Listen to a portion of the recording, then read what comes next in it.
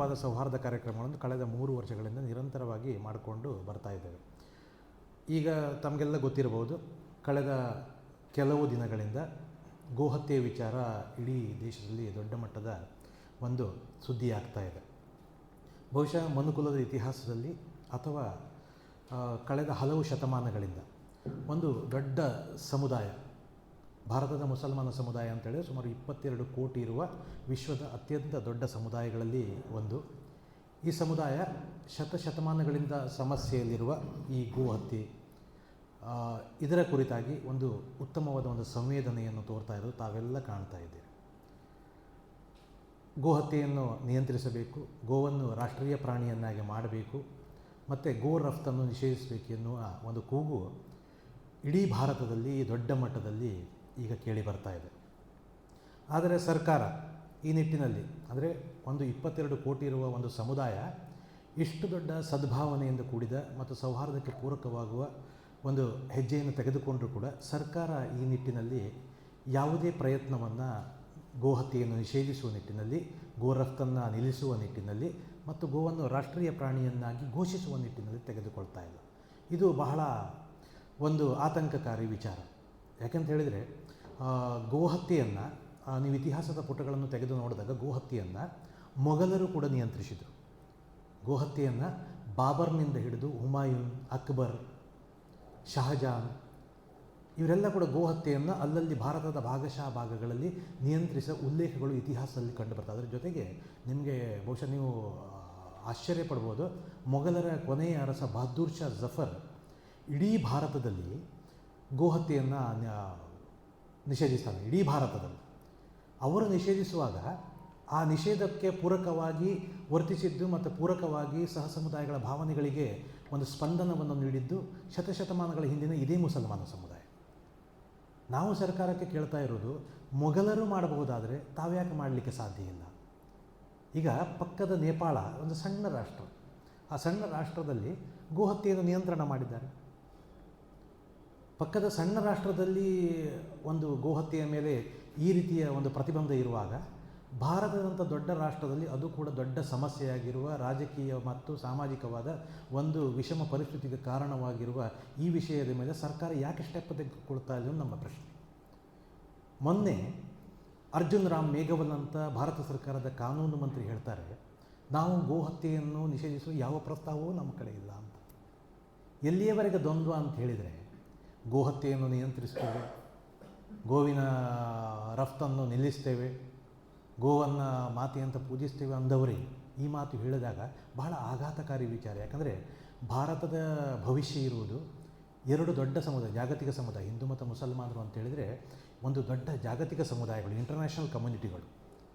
ಭಾರತದ ಹಿಂದೂಗಳಂತರ ಬರೀ ಭಾರತಕ್ಕೆ ಸೀಮಿತ ಅಲ್ಲ, ಭಾರತದ ಮುಸಲ್ಮಾನರು ಅಂತ ಹೇಳಿದರೂ ಕೂಡ ಬರೀ ಭಾರತಕ್ಕೆ ಸೀಮಿತ ಅಲ್ಲ, ಇಂಟರ್ನ್ಯಾಷನಲ್ ಕಮ್ಯುನಿಟಿಗಳು ಒಂದು ಪ್ರಮುಖ ವಿಚಾರ ಇರುವಾಗ ಅದಕ್ಕೆ ಶಮನದ ಸಾಧ್ಯತೆಗಳು ತೆರೆದುಕೊಂಡಾಗ ಸರ್ಕಾರ ಅದು ಕೂಡ ಗೋಹತ್ಯೆಯನ್ನು ನಿಯಂತ್ರಿಸ್ತದೆ ಅಂತ ಹೇಳಿಕೊಂಡು ನಮ್ಮ ಹಿಂದೂ ಬಾಂಧವರ ಮತಗಳನ್ನು ಪಡೆದುಕೊಂಡು ಬಂದ ಸರ್ಕಾರ ಈ ನಿಟ್ಟಿನಲ್ಲಿ ಯಾವುದೇ ಸ್ಟೆಪ್ಗಳನ್ನು ತೆಗೆದುಕೊಳ್ಳುವುದಿಲ್ಲ. ಸ್ವತಃ ಕಾನೂನು ಮಂತ್ರಿಯೇ ಬಂದುಕೊಂಡು ಹೇಳ್ತಾರೆ, ಅಂತಹ ಯಾವುದೂ ಪ್ರಸ್ತಾಪ ಇಲ್ಲ.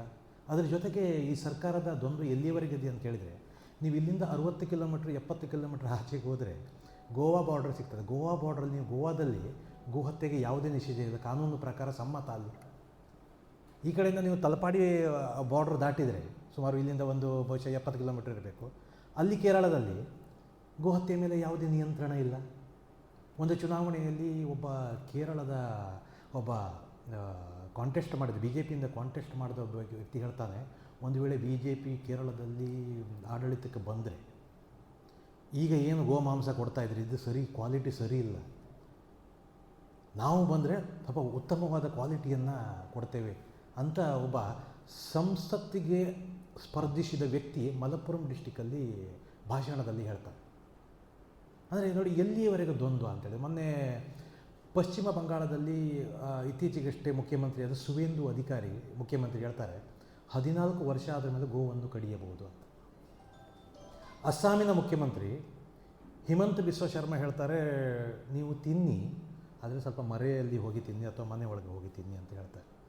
ತೀರಾ ಹಾಸ್ಯಾಸ್ಪದ. ಯಾಕಂದರೆ ವಿಶ್ವದ ಅತ್ಯಂತ ದೊಡ್ಡ ಪ್ರಜಾಪ್ರಭುತ್ವ ವ್ಯವಸ್ಥೆಯಲ್ಲಿ ಇಂಥ ಹೀನತನಗಳು, ಇಂಥ ಹಾಸ್ಯಾಸ್ಪದ ವರ್ತನೆಗಳು ಸರ್ಕಾರದ ವತಿಯಿಂದ ಬಹಳ ಒಂಥರ ಬೇಸರ ಆಗುವಂಥ ವಿಚಾರ. ನೀವು ಗಮನಿಸಿ ನೋಡಿ, ನಿಮಗೆಲ್ಲ ಗೊತ್ತಿದೆ, ಭಾರತ ಬ್ರೆಜಿಲ್ನ ನಂತರ ಗೋಮಾಂಸ ರಫ್ತಿನಲ್ಲಿ 2ನೇ ಸ್ಥಾನದಲ್ಲಿದೆ. ಗೋಮಾಂಸ ರಫ್ತಿನಲ್ಲಿ ಭಾರತ 2ನೇ ಸ್ಥಾನದಲ್ಲಿದೆ.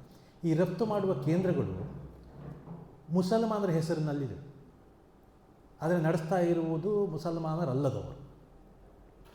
ಅಂದರೆ ಒಂದು ಎರಡು ದೊಡ್ಡ ಜಾಗತಿಕ ಸಮುದಾಯಗಳನ್ನು ಈ ಸರ್ಕಾರ ಯಾವ ರೀತಿಯಲ್ಲಿ ಯಾಮಾರಿಸ್ತಾ ಇದೆ, ಯಾವ ರೀತಿಯಲ್ಲಿ ಬೌದ್ಧಿಕವಾಗಿ ನಿಯಂತ್ರಿಸ್ತಾ ಇದೆ ಎನ್ನುವುದನ್ನು ನಾವು ನೋಡ್ಬೋದು.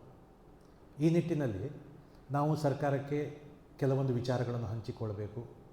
ಈಗ ಏನು ಇಡೀ ಭಾರತದಲ್ಲಿ ಗೋಹತ್ಯೆಯ ವಿರೋಧವಾಗಿ ಮುಸಲ್ಮಾನ ಸಮುದಾಯ ದೊಡ್ಡ ಮಟ್ಟದಲ್ಲಿ ಮಾತಾಡ್ತಾ ಇದೆ. ಮುಸಲ್ಮಾನ ಸಮುದಾಯದ ಅಂತ ಹೇಳಿದರೆ ಮೌಲ್ಯಗಳು ಮಾತಾಡ್ತಾ ಇದ್ದಾರೆ, ಸಾಮಾಜಿಕ ನೇತಾರರು ಮಾತಾಡ್ತಾ ಇದ್ದಾರೆ, ರಾಜಕೀಯ ವ್ಯಕ್ತಿಗಳು ಮಾತಾಡ್ತಾ ಇದ್ದಾರೆ, ಸಂಘಟನೆಗಳು ಮಾತಾಡ್ತಾ ಇದ್ದಾರೆ, ನಮ್ಮಂಥ ಜನಸಾಮಾನ್ಯರು ಕೂಡ ಈ ವಿಚಾರದಲ್ಲಿ ಮಾತಾಡ್ತಾ ಇದ್ದಾರೆ. ಹೀಗೆ ಎಲ್ಲರೂ ಮಾತಾಡ್ತಾ ಇರುವಾಗ ಸರ್ಕಾರ ಸುಮ್ಮನೆ ಕುಳಿತುಕೊಳ್ಳಬಾರದು. ಈ ಒಂದು ಸ್ಟೆಪ್ ಏನು ಮುಸಲ್ಮಾನ ಸಮುದಾಯ ತೆಗೆದುಕೊಂಡಿದೆ, ಇದು ಅಭೂತಪೂರ್ವ, ಐತಿಹಾಸಿಕ ಮತ್ತು ಒಂದು ಸ್ಮರಣೀಯ ಒಂದು ಸ್ಟೆಪ್ಪು. ಜಾಗತಿಕ ಇತಿಹಾಸದಲ್ಲಿ ಇಷ್ಟು ದೊಡ್ಡ ಸಮುದಾಯ ತನ್ನ ಸಹ ಸಮುದಾಯಕ್ಕೆ ಇಷ್ಟು ದೊಡ್ಡ ಸೌಹಾರ್ದಕ್ಕೆ ಪೂರಕವಾದ ವಾತಾವರಣ ಕಲ್ಪಿಸಿದ್ದೇ ಬಹಳ ಅಪರೂಪದ ಘಟನೆ ಇದು. ಮುಸಲ್ಮಾನ ಸಮುದಾಯ ಸೌಹಾರ್ದಕ್ಕಾಗಿ ಕಳೆದ ಹಲವು ವರ್ಷಗಳಲ್ಲಿ 2014ರಲ್ಲಿ ಮೋದಿಯವರು ಅಧಿಕಾರಕ್ಕೆ ಬಂದ ನಂತರ ಭಾಳಷ್ಟು ಮುಸಲ್ಮಾನ ಸಮುದಾಯದ ಕುರಿತಾಗಿ ಒಂದು ನಕಾರಾತ್ಮಕವಾದ ವಿಚಾರಗಳನ್ನೇ ಹಬ್ಬಿಕೊಂಡು ಬಂದಿದೆ. 2019ರಲ್ಲಿ ಬಾಬ್ರಿ ಮಸೀದಿ ವರ್ಡಿಕ್ಟ್ ಬಂದಾಗ ಮುಸಲ್ಮಾನ ಸಮುದಾಯ ನ್ಯಾಯಾಲಯದ ನಿರ್ಣಯವನ್ನು ಅತ್ಯಂತ ಗೌರವದಿಂದ, ಅತ್ಯಂತ ಪ್ರೀತಿಯಿಂದ ಒಪ್ಪಿಕೊಂಡು ರಾಮ ಮಂದಿರ ನಿರ್ಮಾಣಕ್ಕೆ ದೊಡ್ಡ ಮಟ್ಟದ ಒಂದು ಸದ್ಭಾವನೆಯನ್ನು ತೋರಿತು. ಈಗ ಅದಾಗಿ ಒಂದು 5-6 ವರ್ಷಗಳ ನಂತರ ಗೋಹತ್ಯೆ ವಿಚಾರದಲ್ಲಿ ದೊಡ್ಡ ಮಟ್ಟದ ಸಮಸ್ಯೆ ಆಗ್ತಾ ಇದೆ. ನಮ್ಮ ಹಿಂದೂ ಬಾಂಧವರಿಗೆ ದೊಡ್ಡ ಮಟ್ಟದ ಒಂದು ಅವರ ಭಾವನೆಗಳಿಗೆ ಘಾಸಿ ಆಗ್ತಾ ಇದೆ. ಗೋವನ್ನು ಅವರ ಮಾತೆಯಾಗಿ ಅವರ ಪವಿತ್ರ ಭಾವನೆಯನ್ನು ಮನಗಂಡು ದೊಡ್ಡ ಮಟ್ಟದಲ್ಲಿ ಈ ಥರದ ಒಂದು ಸ್ಪಂದನವನ್ನು ಕೊಡುವಾಗ, ಈ ಥರ ಸೌಹಾರ್ದಕ್ಕೆ ಪೂರಕವಾದ ವಾತಾವರಣವನ್ನು ನಿರ್ಮಿಸುವಾಗ ಸರ್ಕಾರ ಏನೂ ಮಾಡದೇ ಇರೋದು ಬಹಳ ದೊಡ್ಡ ಒಂದು ನಿರಾಶೆ ನಮಗೆಲ್ಲ ತಂದಿದೆ.